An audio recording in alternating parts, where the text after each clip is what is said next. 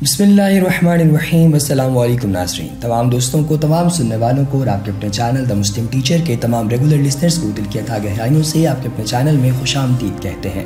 दोस्तों, आज हम आपको बताने वाले हैं दास्तान एक ऐसे शहर की जहां पर हम जिन्स परस्ती की वजह से खुदा का अज़ाब आया। ये शहर कौन सा है, कहाँ वाक़े है और इस शहर की क्या तफसीलात हैं, ये सारी आपको आज की वीडियो में बताई जाएंगी। लेकिन अगर आपने अभी तक हमारे चैनल द मुस्लिम टीचर को सब्सक्राइब नहीं किया तो भी नीचे दी गई लिंक बार में मौजूद सब्सक्रिप्शन के बटन पर क्लिक कीजिए और चैनल को सब्सक्राइब कर लीजिए। इसके बाद वहीं पर मौजूद बेल आइकन यानी घंटी के निशान को दबाकर आने वाली वीडियोज़ की अपडेट्स को ऑन कर लीजिए। और अगर आप किसी खास मौजू या किसी खास टॉपिक के हवाले से कोई वीडियो देखना चाहते हैं तो उसका तज़किरा भी नीचे दिए गए कमेंट सेक्शन में ज़रूर कीजिएगा। दोस्तों, दुनिया का वो शहर जहां हम जिन्स परस्ती की वजह से खुदा का अज़ाब आया, कई सौ साल बाद बिलाखिर साइंसदानों को उसका सुराग मिला तो दीवारों पर क्या शर्मनाक बात लिखी थी, जानकर आप भी तौबे पर मजबूर हो जाएंगे। पोम्पई एक कदीम शहर था जो मौजूदा मुल्क इटली के इलाके कंपानिया में नापोली के नज़दीक वाक़ था, जो लगभग 2000 साल कबल 69वीं सदी में वेसवोसेस नामी आतिशफ़शां पहाड़ के फटने से ये तबाह हो गया था। आतिशफ़शां से इस कदर लावा और राख निकली थी कि ये शहर 4 से 6 मीटर यानी 13 से 20 फुट तक राख के नीचे दफन हो गया। माहिरीन ने खुदाई करके पोम्पई के असरात दरियाफ्त किए हैं। इसके अलावा जिनकी दीवारों पर कदीम ज़ुबान जो कदीम ज़ुबानें जो हैं उनमें से जिस ज़ुबान को उस दौर में बोला जाता था उस ज़ुबान की कुछ तहारीर मौजूद थी, उन तहारीर का तर्जुमा कर लिया गया जिससे इंकशाफ हुआ, जिसने इस शहर पर अज़ाब इलाही नाजिल होने की हकीकत बयान की।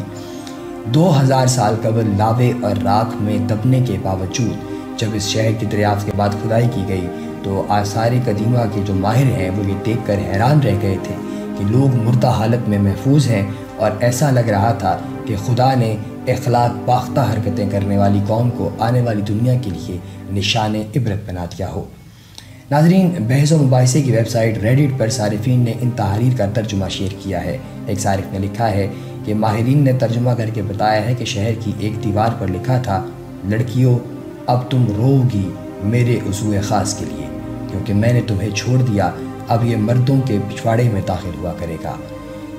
तुम्हारी निस्वानियत तुम्हें मुबारक, गुड बाय। दीवारों पर तहरीर और दीगर फ़िक्रे भी इस नौ के शर्मनाक और इंसानियत सोच थे जिनसे पोम्पई के पासियों की अखलाकी गिरावट और जिनसी रुझान का अंदाज़ा होता था और इससे इन पर आने वाले अजाब की भी बखूबी समझ आती है। नाज़रीन, पोम्पई जो है ये मौजूदा इतालिया के इलाके कंपानिया में नापोली के नज़दीक एक कदीम रूमी शहर था और 69वीं सदी में ये ख़त्म हो गया था। दोस्तों, कौम लूत की नाफरमानी और उनके नतीजे में अल्लाह की तरफ से नाजिल होने वाले अजाब की तफसीलात कुरान पाक की 9 सूरतों में मज़कूर हैं। कुरान करीम के अलावा दीगर आसमानी कुतुब और सहाइफ में भी कौम लूत की तबाही के टुकड़े मिलते हैं और इसके तज़किरे भी मौजूद हैं। कौम लूत के मर्द अपनी जिनसी ख्वाहिश की तकमील के लिए औरतों के बजाय मर्दों की तरफ गैर फितरी मिलान रखते थे।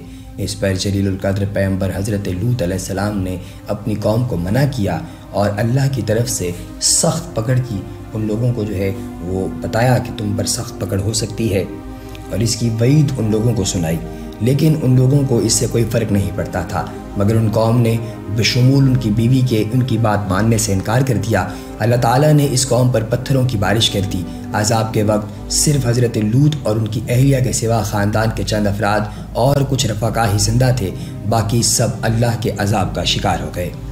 दोस्तों, अमीरुल मुमिनीन हज़रत अली मुर्तज़ा रज़ियल्लाहु ताला अन्हु ने इरशाद फरमाया, जो शख्स ख़ुद को बदफेली के लिए पेश करे अल्लाह ताला इसे औरतों की शहवत में मुब्तला कर देगा और उसे क़यामत के दिन तक कब्र में शैतान मरदूद की सूरत में रखेगा। इरशाद बारी ताला है, ऐ ईमान वालो, अल्लाह की तरफ से ऐसी तौबा करो जो आगे को नसीहत हो जाए, यानी तौबा ऐसी होनी चाहिए जिसका असर तौबा करने वाले के अमाल में ज़ाहिर हो और उसकी ज़िंदगी गुनाहों से पाक और इबादतों से मामूर हो जाए। हज़रत मुआज़ बिन जबल रज़ियल्लाहु ताला अन्हु ने बारगाह रिसालत में अर्ज़ किया, या रसूलल्लाह सल्लल्लाहु अलैहि वसल्लम, तौबतुन नसूह किसे कहते हैं? इरशाद हुआ, बंदा अपने गुनाह पर सख्त नादिम हो और शर्मसार हो, फिर बारगाह इलाही में गिड़गिड़ा कर मग़फ़िरत की दुआ मांगे और गुनाहों से बचने का पुख्ता आज़म करे, तो जिस तरह दूध दोबारा थनों में दाखिल नहीं हो सकता, इसी तरह इस बंदे से ये गुनाह कभी सरज़द नहीं हो सकता।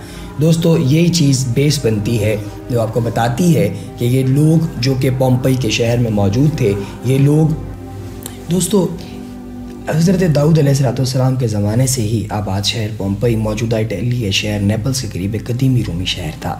اس خوبصورت شہر میں پانی کے تالاب موجود تھے، کلب، بیکریاں، کشادہ سڑکیں، واٹر سپلائی کی تقسیم اور اس کی سکیمز، لائبریری، کمیونٹی سینٹر، اسپتال، گھوڑے باندھنے کے جدید استبل، 2 منزلہ مکانات اور مکانوں کے پیچھے چھوٹے چھوٹے لان اور ان میں نصب فوارے نے اس شہر کو جنت بنا دیا تھا۔ یہ دنیا کا پہلا شہر تھا جس میں زیبرا کراسنگ شروع ہوئی تھی۔ یہیں سے کریم کیک ایجاد ہوا تھا اور یہیں سے اجتماعی غسلخانوں یا حماموں کے تصور نے جنم لیا تھا۔ سن 69ویں عیسوی میں اس قصبے کے قریب واقع ویسویس کے آتش فشاں پہاڑ سے لاوا پھوٹ پڑا، جس نے چند دن میں اس شہر کو صفحہ ہستی سے مٹا دیا۔ اس دور کا انتہائی ترقی یافتہ یہ شہر 13 سے 20 فٹ راکھ کے نیچے دفن ہو گیا۔ آج بھی جب پومپئی کی باقیات دریافت ہوتی ہیں تو وہاں کے رہنے والوں کی لاشیں بے گور و کفن اسی حال میں ملتی ہیں جس میں وہ اپنے آخری وقت میں موجود تھے۔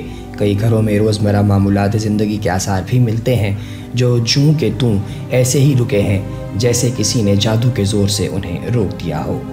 کچھ عرصہ قبل شہر پومپئی کی تباہی کی ایک تصویر بہت زیادہ وائرل ہوئی اور اس کی ویڈیو آسٹریلیا کے شہر میلبورن میں ایک نمائش میں پیش کی گئی جسے چند دن میں لاکھوں افراد نے دیکھا۔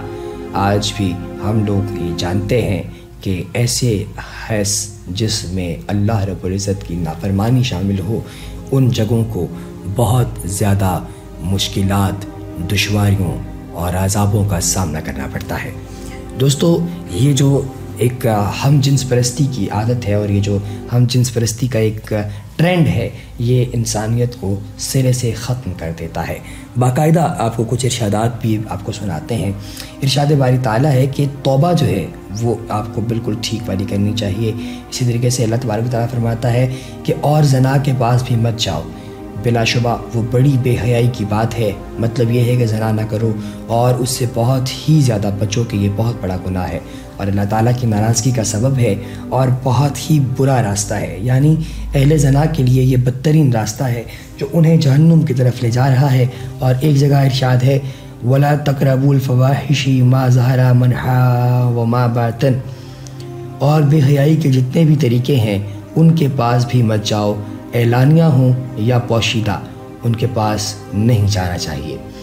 حضور سیدنا غوث اعظم رضی اللہ تعالیٰ عنہ ارشاد فرماتے ہیں، ایمان والو تجھ پر واجب ہے کہ اللہ کی مقرر کردہ حدود کی پابندی کرو اور اس کے تمام احکام کی پابندی کرو، اس کے علاوہ اپنی حفاظت کرو اور تو جان لے کہ تو فتنے میں پڑا ہوا ہے اور بے شک شیطان کے ساتھ کھیل رہا ہے، لہٰذا تو فوراً شریعت کے حکم کی طرف لوٹ آ اور اس سے لپٹ جا اور اپنی نفسانی خواہش کو چھوڑ دے، کیونکہ جس حقیقت کی تصدیق شریعت سے نہ ہو وہ حقیقت باطل ہے۔ پیغام صبح میں اپنی صبح کا آغاز اللہ تعالیٰ کے پاک نام سے کیجیے جو ہم سب کا خالق اور مالک، اور بے حد درود و سلام ہمارے پیارے مدنی حضرت محمد مصطفیٰ صلی اللہ علیہ وآلہ وسلم پر جو کہ وجہ تخلیق کائنات ہیں۔ ہمارے پیارے نبی صلی اللہ علیہ وسلم نے ارشاد فرمایا کہ ہمیں جانوروں کے بہت سارے افعال اختیار کرنے سے روکنا چاہیے۔ مثلاً آپ صلی اللہ علیہ وسلم نے ارشاد فرمایا جب تم میں سے کوئی سجدہ کرے تو اپنے ہاتھوں کو کتے کے ہاتھ پھیلا کر بیٹھنے کی طرح نہ پھیلائے، اور آپ صلی اللہ علیہ وسلم نے کتے کے بیٹھنے کی طرح بیٹھنے سے بھی منع فرمایا، اور آپ صلی اللہ علیہ وسلم نے کوے کی چونچ مارنے کی طرح جو ہے وہ درندوں کے پاؤں بچھانے کی طرح، اونٹ کے بیٹھنے کی طرح افعال اختیار کرنے سے بھی منع فرمایا ہے۔ مذکورہ بالا حدیث میں غور کیا جائے تو آپ صلی اللہ علیہ وسلم نے جب انسانوں کو جانوروں کے عام افعال کے ساتھ مشابہت اختیار کرنے سے منع فرمایا ہے تو جو قبیح اور گھٹیا افعال ہیں، مثلاً عن العلان مجامعت کرنا اور ایک دوسرے کی شرمگاہ کو چاٹنا، ان میں جانوروں کی مشابہت کیسے گوارا کی جا سکتی ہے؟